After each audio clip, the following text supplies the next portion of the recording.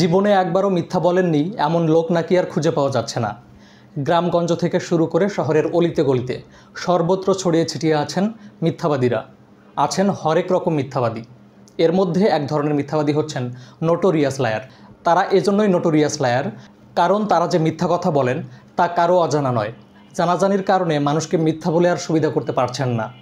একজন অপরিচিত মানুষকে মিথ্যার মাধ্যমে ক্ষণিকের জন্য বিভ্রান্ত করতে সক্ষম হলেও অল্প সময়ের মধ্যেই ধরা খেয়ে যাচ্ছেন। সূত্র হচ্ছে নোটাস, যার মানে নোন বা পরিচিত।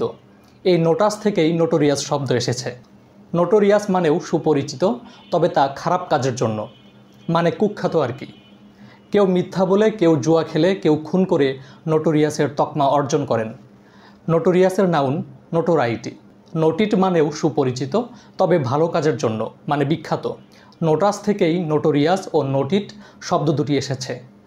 দুটাই অ্যাডজেক্টিভ, অথচ অর্থে একটি অন্যটির বিপরীত। কুখ্যাত ও বিখ্যাত, এটাই শব্দের খেলা। শিশুর মতো নিষ্পাপ সরল ব্যক্তিকে আমরা প্রশংসা করে চাইল্ড লাইক বলি, অন্যদিকে শিশুর মতো বোকা ও অপরিপক্ক লোককে চাইল্ডিশ বলে সমালোচনা করি। আরও নানা ধরনের মিথ্যাবাদী লোক আছেন, তাদের গল্প পরের পর্বগুলোতে বলবো। সুস্থ থাকুন, সবাইকে ধন্যবাদ।